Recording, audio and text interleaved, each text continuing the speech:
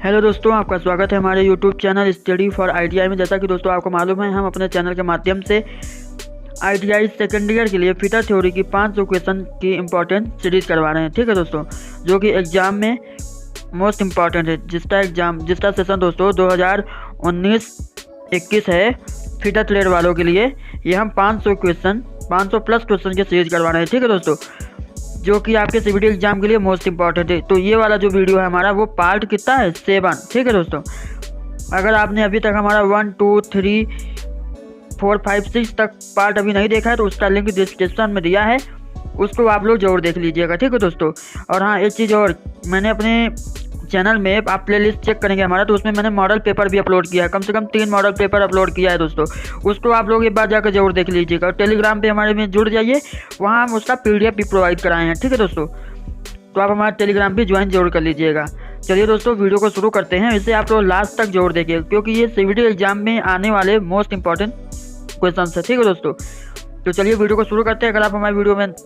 अगर आप हमारे चैनल पर नए हैं दोस्तों, तो चैनल को लाल बटन दबा के सब्सक्राइब जरूर कर लीजिएगा। ठीक है, और वीडियो अच्छी लगे वीडियो को लाइक जरूर कर लीजिएगा। ठीक है, अपने दोस्तों में ज़्यादा से ज़्यादा इसको शेयर जरूर करिए। ठीक है दोस्तों, जैसा कि दोस्तों अब एग्जाम आ गया है, तो आप लोग फालतू की चीज़ें छोड़ के ये पढ़ाई में फोकस करिए। ठीक है दोस्तों, क्योंकि अगर आप नहीं पढ़ेंगे तो पास नहीं हो सकते। अब सिस्टम बदल चुका है, अब ऑनलाइन बेस्ड एग्जाम आपका होगा। ठीक है दोस्तों, तो आप पढ़ाई अपनी चालू कर दीजिए अब।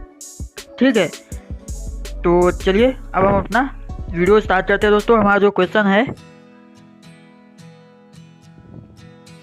तो दोस्तों हमारा जो आज का जो पहला क्वेश्चन है दोस्तों, वो ये है कि उच्च तापमान और उच्च भार वहन क्षमता पर कौन सा मिश्र धातु बियरिंग कार्य कर सकता है। ठीक है, मतलब उच्च तापमान और उच्च भार वहन क्षमता पर कौन सा मिश्र धातु बियरिंग कार्य कर सकता है। ठीक है, तो cast iron, white metal, copper सीसा मिश्र धातु या कैडमियम आधारित मिश्र धातु।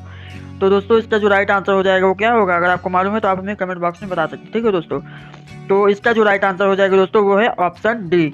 ठीक है, ऑप्शन डी, कैडमियम आधारित मिश्र धातु। ठीक है दोस्तों, ऑप्शन डी इसका राइट आंसर हो जाएगा। ठीक है, इसे अपने दोस्तों में ज़्यादा से ज़्यादा शेयर जरूर करिए दोस्तों, वीडियो को पूरा जरूर देखा करिए। ठीक है दोस्तों, आप लोग शेयर नहीं करते हैं दोस्तों। चलिए नेक्स्ट क्वेश्चन की ओर आगे चलते हैं। हमारा नेक्स्ट क्वेश्चन है, इस धातु की कोटिंग की विधि क्या है। ठीक है, मतलब धातु की कोटिंग एक प्रकार की होती है, जैसे कि किसी भी धातु को जंग से बचाने के लिए उसके ऊपर किसी दूसरे धातु की परत चढ़ा देते हैं, तो उसको हम लोग धातु की कोटिंग करते हैं। ठीक है, तो ये जो फिगर दिखाया गया है, ये कौन सी विधि है, ये आपसे पूछा है। तो ये हमारा क्या हो जाएगा, ये जो है ये फिगर, ये हमारा है इलेक्ट्रोप्लेटिंग का। ठीक है, ऑप्शन डी इसका राइट आंसर हो जाएगा। आप लोग ध्यान से देखिए जाइए। ठीक है दोस्तों, ऑप्शन डी इलेक्ट्रोप्लेटिंग। ठीक है, इलेक्ट्रोप्लेटिंग के माध्यम से मतलब एक धातु के ऊपर दूसरी धातु की परत चढ़ा दी जाती है। ठीक है, चलिए नेक्स्ट क्वेश्चन की ओर आगे चलते हैं दोस्तों। इसका राइट आंसर ऑप्शन डी हो जाएगा। हमारा नेक्स्ट क्वेश्चन है, लंबे समय तक जंग ना लगने देना, लंबे समय तक जंग ना लगने देना और उच्च पॉलिश को बनाए रखने के लिए धातु की सतह को इलेक्ट्रोप्लेटिंग में किस धातु का उपयोग किया जाता है। ठीक है दोस्तों, तो आपसे पूछ रहा है दोस्तों यहाँ पर कि लंबे समय तक जंग ना लगने देना, हाँ, और उचित पॉलिश को बनाए रखने के लिए, मतलब उसमें जो धातु की परत चढ़ाई गई है वो ना हटे। ठीक है, रखने के लिए धातु की सतह की इलेक्ट्रोप्लेटिंग में किस धातु का उपयोग करना चाहिए। ठीक है, तो लीड, निकेल, क्रोमियम या एल्यूमिनियम। तो इसका जो राइट आंसर हो जाएगा दोस्तों वो है ऑप्शन सी, क्रोमियम। ठीक है, ये जो क्वेश्चन मैं बता रहा हूँ ये सीबीटी एग्जाम में पूछे जाते हैं। ठीक है दोस्तों, ये इंपॉर्टेंट है, इसे आप लोग भी देखिए और अपने दोस्तों में भी शेयर कीजिए जिनका 2019-21 बैच है आईटीआई फिटर से कर रहे हो। ठीक है दोस्तों, ताकि उन लोग भी अच्छे से तैयारी हो सके। ठीक है, चलिए नेक्स्ट क्वेश्चन को आगे चलते हैं दोस्तों। ऑप्शन सी इसका राइट आंसर हो जाएगा। अब हमारा नेक्स्ट क्वेश्चन है, कौन सी धातु संक्षारण प्रतिरोध की रक्षा करती है और कोटिंग पर तापमान भिन्नता के कारण दरार या छिलता नहीं है। ठीक है दोस्तों, मतलब पूछा है कौन सा धातु जो होता है संक्षारण प्रतिरोध की रक्षा करती है। ठीक है, मतलब उसमें जो चढ़ा है उसकी रक्षा करती है, मतलब और कोई भी मतलब टेम्परेचर की वजह से, मतलब तापमान भिन्नता की वजह से उसमें दरार या छिलता नहीं है। ठीक है, तो ये आपसे कुल मिला के पूछा है, तो वो जस्ता हो जाएगा, निकेल, तांबा या क्रोमियम। तो इसका जो राइट आंसर हो जाएगा दोस्तों वो है ऑप्शन ए, जस्ता। ठीक है, ये तापमान भिन्नता के कारण दरार या छिलता भी नहीं है। ठीक है दोस्तों, और धातु में संक्षारण प्रतिरोध की रक्षा करती है, मतलब उसको जंग होने से बचाती है। ठीक है दोस्तों, ऑप्शन ए इसका राइट आंसर हो जाएगा, जस्ता। चलिए नेक्स्ट क्वेश्चन के आगे चलते हैं दोस्तों। हमारा नेक्स्ट क्वेश्चन है रासायनिक संयंत्र, हाँ, रासायनिक संयंत्र और खाद्य प्रोसेसिंग में किन संक्षारण प्रतिरोध धातु का उपयोग किया जाता है? लेड, तांबा, एल्यूमिनियम या स्टेनलेस स्टील। तो दोस्तों जो रासायनिक संयंत्र खाद्य प्रोसेसिंग में संक्षारण प्रतिरोध धातु का उपयोग किया जाता है, तो किस धातु मतलब किस संक्षारण प्रतिरोध धातु का उपयोग किया जाता है? तो इसका जो राइट आंसर हो जाएगा वो है ऑप्शन डी, स्टेनलेस स्टील। ठीक है, स्टेनलेस स्टील का उपयोग किया जाता है। ठीक है, ऑप्शन डी इसका राइट आंसर हो जाएगा।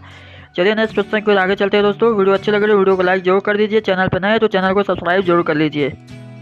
अब आपसे पूछा है दोस्तों थ्रस्ट बाल बियरिंग का उद्देश्य क्या है? ठीक है, जो थ्रस्ट बाल बियरिंग होता है उसका उद्देश्य क्या होता है? अच्छी लोड लेने के लिए, रेडियल लोड लेने के लिए, अच्छी थ्रस्ट लोड लेने के लिए, वर्टिकल थ्रस्ट लोड लेने के लिए। तो दोस्तों जो हमारा थ्रस्ट बाल बियरिंग होता है वो क्या होता है? वर्टिकल लोड लेने के लिए होता है। ठीक है, क्या वर्टिकल लोड लेने के लिए होता है। कभी कभी एग्जाम में आ जाता है कि थ्रस्ट बाल बियरिंग का मतलब नुकसान क्या है, तो क्या है ये? अच्छी थ्रस्ट लोड नहीं ले सकता है। ठीक है, अच्छी थ्रस्ट लोड नहीं ले सकता है थ्रस्ट बाल बियरिंग। ठीक है, ये इसका नुकसान है। ठीक है, तो इसमें पूछा थ्रस्ट बाल बियरिंग का उद्देश्य क्या है, तो वर्टिकल थ्रस्ट लोड लेने के लिए। ठीक है, चलिए नेक्स्ट क्वेश्चन की ओर आगे चलते हैं। ऑप्शन डी इसका राइट आंसर हो जाएगा। नेक्स्ट क्वेश्चन की ओर आगे चलते हैं दोस्तों। हमारा नेक्स्ट क्वेश्चन है इस बियरिंग का नाम क्या है? ठीक है दोस्तों, ये आपको बियरिंग दिया है, इस बियरिंग का नाम आपसे पूछा है। तो दोस्तों ये फिगर आप लोग भी अच्छे से देख लीजिए, अगर एग्जाम में ऐसा आता है पूछता है ये कौन सा बियरिंग है, तो इसका जो राइट आंसर हो जाएगा वो है ऑप्शन ए, निडल बियरिंग। ठीक है, निडल बियरिंग। बियरिंग चैप्टर भी आप लोग अपने किताब से अच्छे से पढ़ लीजिएगा, वो भी काफ़ी इंपॉर्टेंट है। ठीक है दोस्तों, तो चलिए नेक्स्ट क्वेश्चन की ओर आगे चलते हैं। हमारा नेक्स्ट क्वेश्चन है कनेक्टिंग रॉड और इलेक्ट्रिक मोटर्स में कौन सी बियरिंग सामग्री का उपयोग किया जाता है? ठीक है, मतलब कनेक्टिंग रॉड और इलेक्ट्रिकल मोटर्स में कौन सी बियरिंग सामग्री का उपयोग किया जाता है? व्हाइट मेटल, सिंटरेट दलाय, एल्यूमिनियम मिश्र धातु या कॉपर लीड मिश्र धातु का। तो दोस्तों इसका जो राइट आंसर हो जाएगा दोस्तों वो है ऑप्शन डी। ठीक है, ऑप्शन डी, कॉपर लीड मिश्र धातु। क्या? कनेक्टिंग रॉड और इलेक्ट्रिकल मोटर्स में कॉपर लीड मिश्र धातु का उपयोग किया जाता है। ठीक है, तो ऑप्शन डी इसका राइट आंसर हो जाएगा। चलिए नेक्स्ट क्वेश्चन को आगे चलते हैं दोस्तों। देखिए वीडियो को आप लोग लास्ट तक जरूर देखिए, इससे ज़्यादा से ज़्यादा लोगों में शेयर जरूर कीजिए। ठीक है दोस्तों, ताकि हम ऐसे ही वीडियो आपके लिए लेके आते रहें। और ये देखिए अब पूछ रहा है रक्षात्मक सतह प्राप्त करने के लिए अन्य धातु के साथ लेपित धातु के संचालन क्या है? ठीक है, रक्षात्मक सतह प्राप्त करने के लिए अन्य धातु के साथ लेपित धातु के संचालन क्या है? ठीक है, अब आपसे पूछा है कि रक्षात्मक सतह मतलब किसी कोई जैसे धातु है उसकी रक्षात्मक सतह मतलब उसके जंग वगैरह से बचाने के लिए कोई अन्य धातु के साथ उसका लेपित किया जाता है, मतलब उसमें अन्य धातु की परत चढ़ा दी जाती है। ठीक है दोस्तों, ठीक है दोस्तों, किसी ये जैसे कि मेटल है जिसकी रक्षा के लिए जैसे कि अन्य धातु की यहाँ पे परत चढ़ा दी जाती है, जैसे कि ये माइल्ड स्टील है, इसकी रक्षा के लिए किसी अन्य धातु के यहाँ पे परत चढ़ा देंगे एल्यूमिनियम वगैरह की या फिर जस्ता वगैरह की, तो वो क्या है मतलब उसका संचालन क्या है? तो अभी आपने बताया ना हमने कि इलेक्ट्रोप्लेटिंग। ठीक है, इलेक्ट्रोप्लेटिंग, तो ऑप्शन डी इसका राइट आंसर हो जाएगा। ठीक है, ऑप्शन डी इसका राइट आंसर हो जाएगा, इलेक्ट्रोप्लेटिंग। चलिए नेक्स्ट क्वेश्चन की आगे चलते हैं दोस्तों। हमारा नेक्स्ट क्वेश्चन है जंग को रोकने के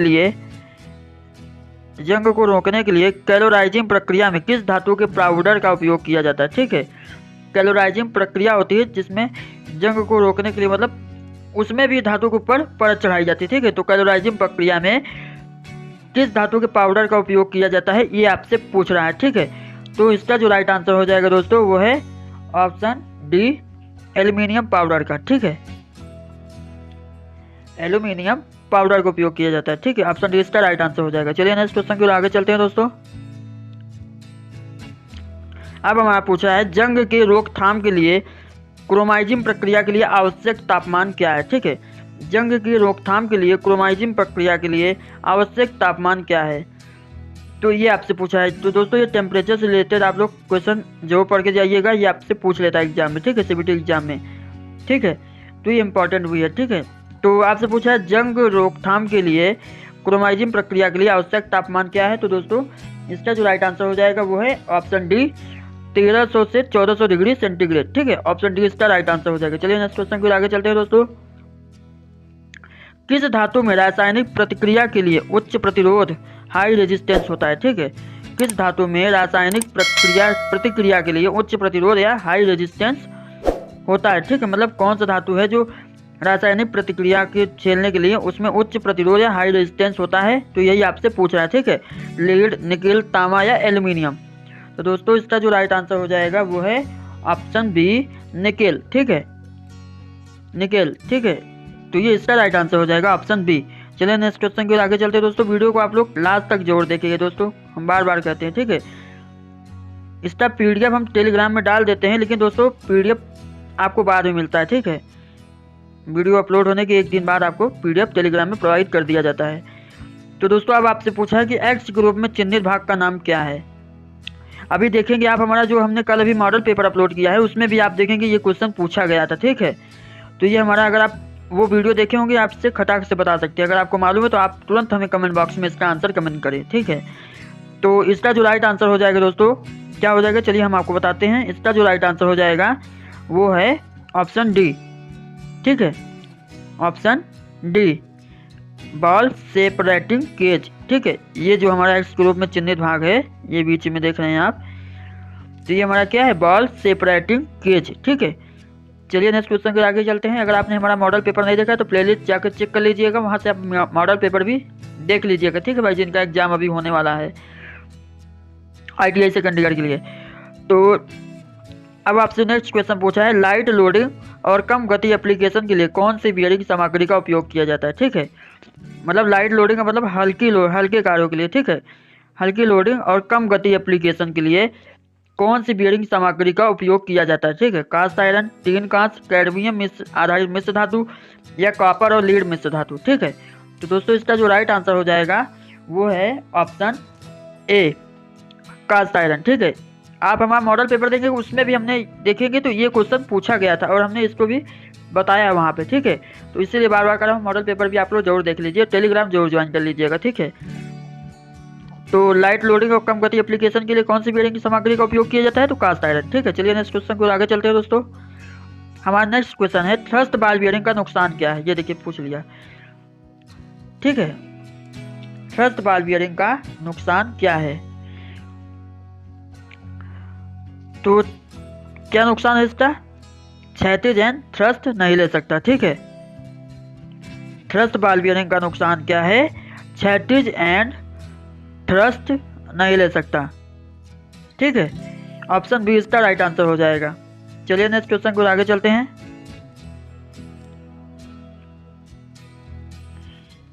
हमारा नेक्स्ट क्वेश्चन है दोस्तों, बाल बियरिंग में क्यों गहरे ग्रूवेस वाले बाल रेसेस प्रदान किए जाते हैं? ठीक है, बाल बियरिंग में क्यों गहरे ग्रूवेस वाले बाल रेसेस प्रदान किए जाते हैं? ठीक है, झटके सहने के लिए, अच्छी थ्रस्ट को सहने के लिए, रेडियल लोड को सहने के लिए या जनरल लोड उठाने के लिए। तो दोस्तों जो बाल बियरिंग में गहरे ग्रूवेस वाले बाल रेसेस प्रदान किए जाते हैं तो वो क्यों किए जाते हैं? तो वो हमारा ऑप्शन बी इसका राइट आंसर हो जाएगा, अच्छे थ्रस्ट को सहने के लिए। ठीक है, बाल बियरिंग में गहरे ग्रूवेस बाल रेसेस अच्छे थ्रस्ट को सहने के लिए प्रदान किए जाते हैं। ठीक है, ऑप्शन बी इसका राइट आंसर हो जाएगा। ठीक है, चलिए नेक्स्ट क्वेश्चन के आगे चलते हैं दोस्तों। हमारा नेक्स्ट क्वेश्चन है दोस्तों, किस बियरिंग में लोडिंग बियरिंग अक्ष के पैरेलल समांतर होता है? ठीक है, तो आपसे यहाँ पे पूछ रहा है किस बियरिंग में लोडिंग बियरिंग अक्ष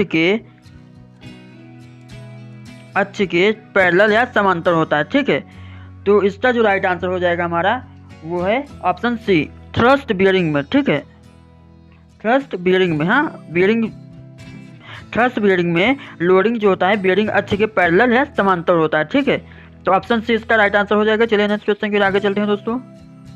हमारा नेक्स्ट क्वेश्चन है, हार्ड जनरल के लिए कौन सी बियरिंग मटेरियल सबसे उपयुक्त है? ठीक है, हार्ड जनरल के लिए कौन सी बियरिंग मटेरियल सबसे उपयुक्त है?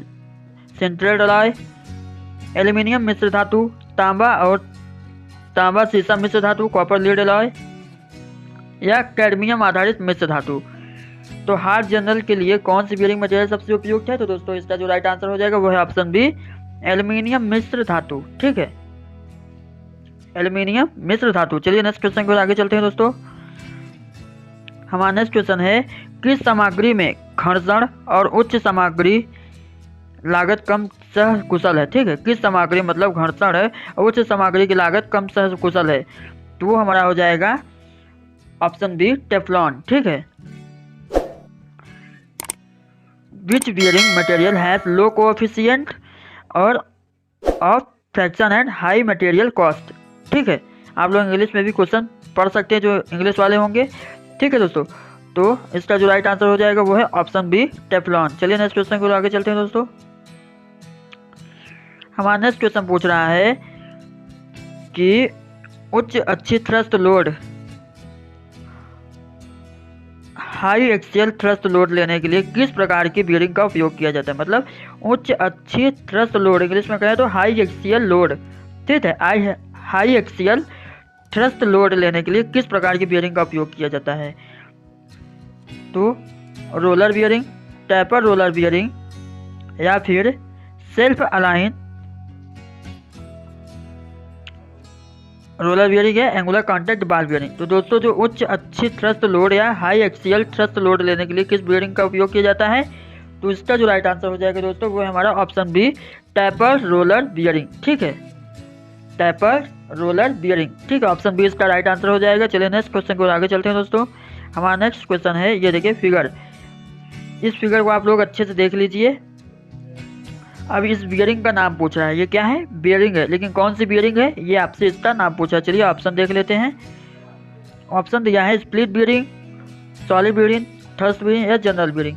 दोस्तों इसका जो राइट आंसर हो जाएगा वो है ऑप्शन बी सॉलिड बियरिंग। ठीक है, कौन सा बियरिंग है, सॉलिड बियरिंग। ठीक है, चलिए दोस्तों वीडियो में लास्ट तक बने रहिएगा और वीडियो अच्छी लग रही है वीडियो को लाइक जरूर कर दीजिए, अपने दोस्तों में भी यार ज़्यादा से ज़्यादा शेयर जरूर करिए।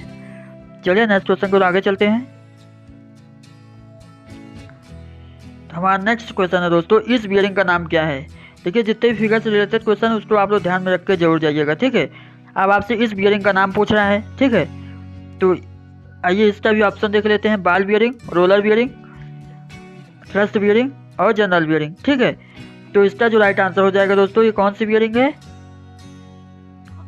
फिगर आप लोग देख लीजिए। हाँ, ये कौन सी बियरिंग है दोस्तों, तो इसका जो राइट आंसर हो जाएगा वो है ऑप्शन डी थ्रस्ट बियरिंग। ठीक है, ऑप्शन सी इसका राइट आंसर हो जाएगा थ्रस्ट बियरिंग। ठीक है, चलिए नेक्स्ट क्वेश्चन को आगे चलते हैं दोस्तों। हमारा नेक्स्ट क्वेश्चन है दोस्तों, इस बियरिंग का नाम क्या है। अभी मैंने आपको दिखाया ना, एक बियरिंग और वो सॉलिड बियरिंग था, तो ये कौन सा बियरिंग है आप जानते हैं, अगर जानते हैं तो कमेंट जरूर करें। ठीक है दोस्तों, कौन सा बियरिंग है ये, तो ये हमारा हो जाएगा, इसका जो राइट आंसर हो जाएगा वो है ऑप्शन ए स्प्लिट बियरिंग। ये हमारा कौन सा बियरिंग हो जाएगा, स्प्लिट बियरिंग। ठीक है, ऑप्शन ए इसका राइट आंसर हो जाएगा। चलिए नेक्स्ट क्वेश्चन को आगे चलते हैं। अभी आप हमारा मॉडल पेपर जो हमने कल अपलोड किया उसको देखेंगे तो ये वाला क्वेश्चन आपको मिलेगा,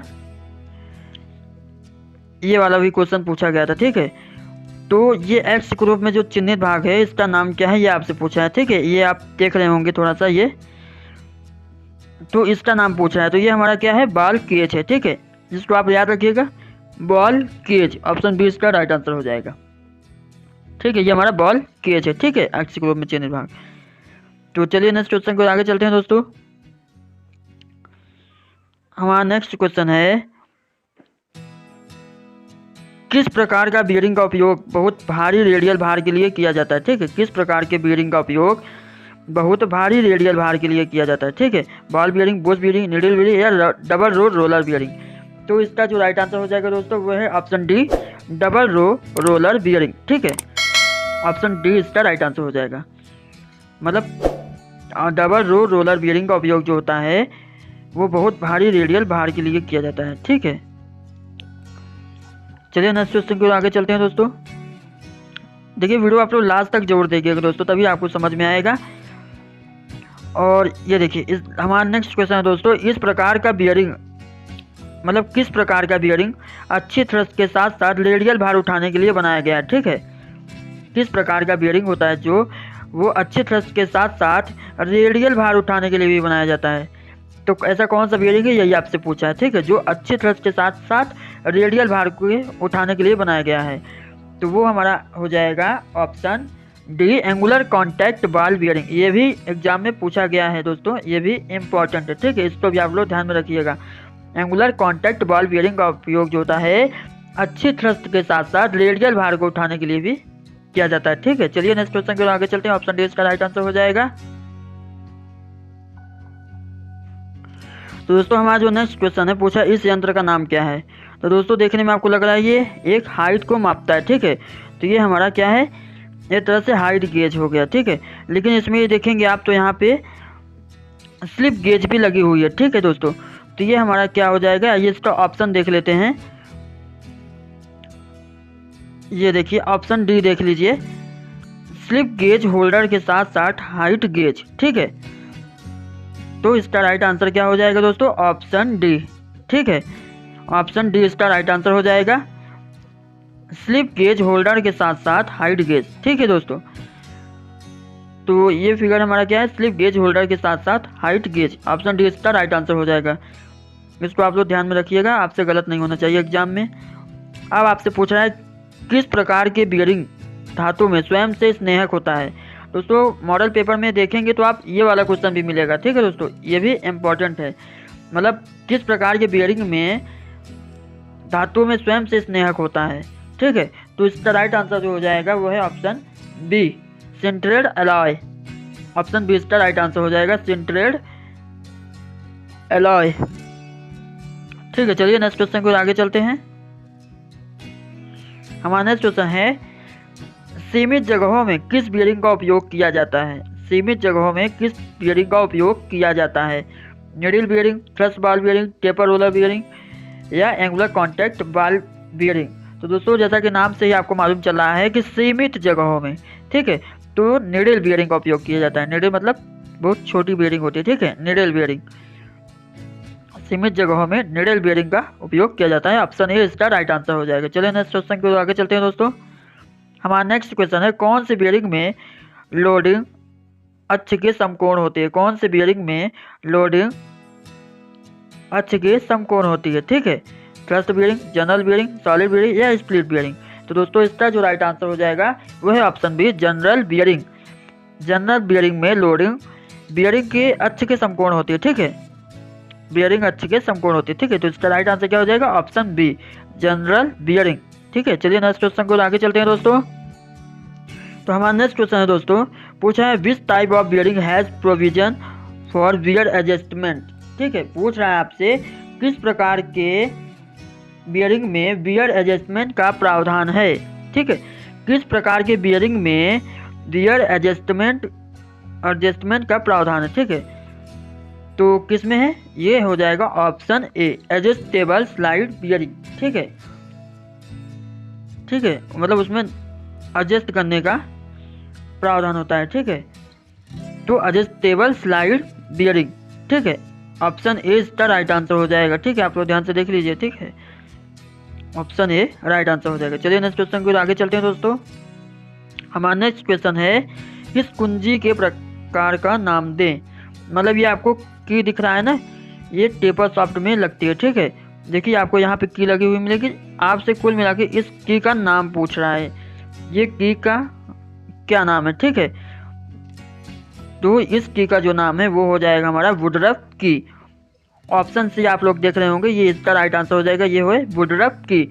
ये आप लेट मशीन के जहाँ पे वो वगैरह में लगी रहती है, ठीक है।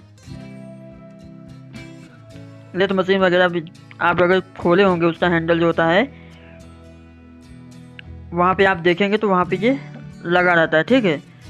ये हमारा क्या है, वुडरफ की। चलिए नेक्स्ट क्वेश्चन की ओर आगे चलते हैं दोस्तों। हमारा नेक्स्ट क्वेश्चन है बॉल बियरिंग का कौन सा हिस्सा बियरिंग असेंबली के साथ घूमता नहीं है।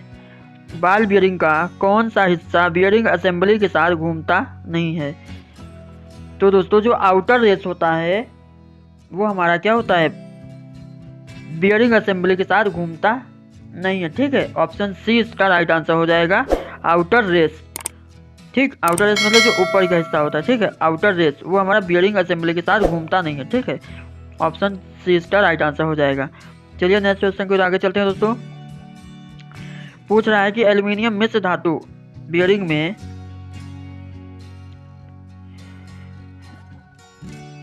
एल्यूमिनियम मिश्र धातु बियरिंग में बियरिंग और जनरल के बीच अतिरिक्त क्लियरेंस क्यों दी गई है? तो दोस्तों इसका जो राइट आंसर हो जाएगा वो है ऑप्शन डी। इसको छोटा कर लेते हैं थोड़ा सा। हाँ, ऑप्शन डी इसका राइट आंसर हो जाएगा, थर्मल एक्सपेंशन पर काबू पाने के लिए। ठीक है, हाई थर्मल एक्सपेंशन पर काबू पाने के लिए ऑप्शन डी इसका राइट आंसर हो जाएगा। ठीक है, एल्यूमिनियम मिश्र धातु बियरिंग में बियरिंग और जनरल के बीच अतिरिक्त क्लियरेंस इसलिए दी जाती है ताकि हाई थर्मल एक्सपेंशन पर काबू पाने के लिए। ठीक है, ऑप्शन डी इसका राइट आंसर हो जाएगा। चलिए आज का हमारा लास्ट क्वेश्चन जो है दोस्तों उसको देख लेते हैं। बियरिंग असेंबली में रोलिंग तत्वों का एक साथ गुच्छन होना कैसे रोका जाता है? ठीक है, बियरिंग असेंबली में रोलिंग तत्वों का एक साथ गुच्छन होना कैसे रोका जाता है? केज के द्वारा, ग्रूव रेस के द्वारा, आउटर रेस के द्वारा या इनर रेस के द्वारा? तो दोस्तों इसका जो राइट आंसर हो जाएगा ऑप्शन ए, केज के द्वारा। अब केज क्या होता है? तो अभी इसी वीडियो में मैंने ऊपर आपको एक दिखाया था, बियरिंग बना हुआ था इस तरह से कुछ, उसमें था अब बीच में से एक्स का भाग पूछ रहा था, तो वो क्या था, बाल केज। तो उसी के द्वारा बियरिंग में रोलिंग तत्वों का गुच्छन, मतलब रोलिंग तत्व आपस में दूसरे से सट जाएंगे ना, उसी को गुच्छन कहते हैं। तो उसी को रोकने के लिए केज का प्रयोग किया जाता है। ठीक है, ऑप्शन ए इसका राइट आंसर हो जाएगा। तो दोस्तों ये आज का हमारा लास्ट क्वेश्चन था दोस्तों। आई होप कि आपको वीडियो पसंद आई होगी। वीडियो पसंद आई हो तो वीडियो को लाइक जरूर कर दीजिए। चैनल पर नए हो तो चैनल को लाल बटन दबाकर सब्सक्राइब जरूर कर लीजिएगा और इसे ज़्यादा से ज़्यादा अपने दोस्तों में जरूर शेयर कीजिएगा दोस्तों, क्योंकि हम नियम बदल चुके हैं। अब आपको ऑनलाइन सीबीटी एग्जाम देना होगा। ठीक है दोस्तों, आप पढ़ेंगे तभी पास हो पाएंगे। ठीक है दोस्तों, इसलिए अब आप मन लगा के पढ़ाई कीजिए। और चलिए मिलते हैं नेक्स्ट वीडियो में, तब तक के लिए जय हिंद, जय